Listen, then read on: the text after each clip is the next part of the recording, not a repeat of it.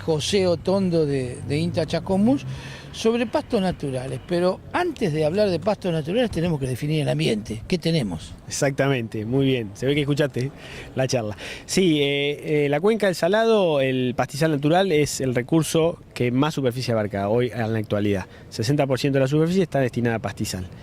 Y dentro de la actividad de cría vacuna, que es nuestra principal actividad, el 80% de la superficie es pastizal.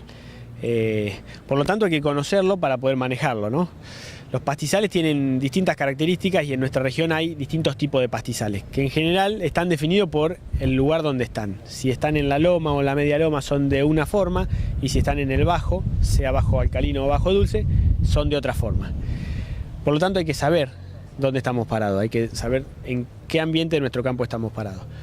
En los ambientes altos tenemos más especies de invierno, en los ambientes bajos tenemos más especies de verano. Sabiendo cuál es el ambiente y qué especie tiene, podemos pensar en qué época del año las vamos a utilizar y cómo podemos hacer para fomentar o potenciar esa característica intrínseca del pastizal que es las especies que lo componen. Bueno, pero yo este pastizal, loma o bajo, tengo que ir pensando en suplementar y en complementar.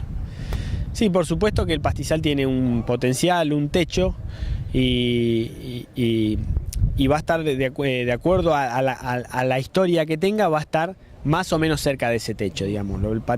El pastizal en general se encuentra por debajo del potencial en los campos de nuestra zona porque no ha habido un manejo quizá del todo consciente o porque la realidad es que las precipitaciones, que son las que determinan el crecimiento, fluctúan año a año y la carga animal no fluctúa tanto, entonces indefectiblemente por una seca o por una inundación lo maltratamos. Una vez que está maltratado está por debajo de su potencial, entonces suele tener malezas, suele tener poca cobertura, suele tener pocas especies deseables. Entonces, si partimos de una situación de degradación, sí tenemos que pensar en estrategias de cómo revertir esa situación, que puede ser en algunos casos a través de descansos y pastoreo estratégico, y en algunos casos de degradación más fuerte, quizá estamos necesitando de ayuda de insumos externos como sean herbicidas o fertilizantes, de acuerdo al caso, o la combinación de ambas cosas, ¿no? Sí, eso te iba a apuntar a eso. O sea, hacer un monitoreo para una aplicación de herbicida y un análisis para ver el requerimiento nutricional y potenciar ese pasto natural que a lo mejor tiene 20, 30, 40 años, mejoraron la calidad. Exactamente, exactamente. Nuestros pastizales históricamente no han sido fertilizados y año a año se extrae carne. En más o menos medidas se extrae carne y con la carne se va fósforo, nitrógeno, calcio, potasio, etc. Digamos, son 100 años de extracción y 0 años de devolver. Por lo tanto, están empobrecidos respecto de cómo deberían estar.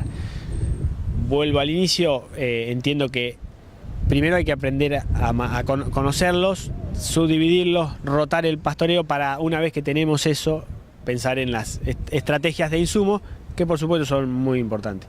Hacer un análisis de suelo, ver en qué condición estamos y ver qué necesidades tenemos. Hacer un análisis de conocer las especies y ver cuáles son las malezas que nos están afectando, en qué grado, y entonces en función de eso ver qué herbicida vamos a necesitar, si es que necesitamos. Hay un punto de una práctica que antiguamente se utilizaba y ahora casi no se usa, el descanso.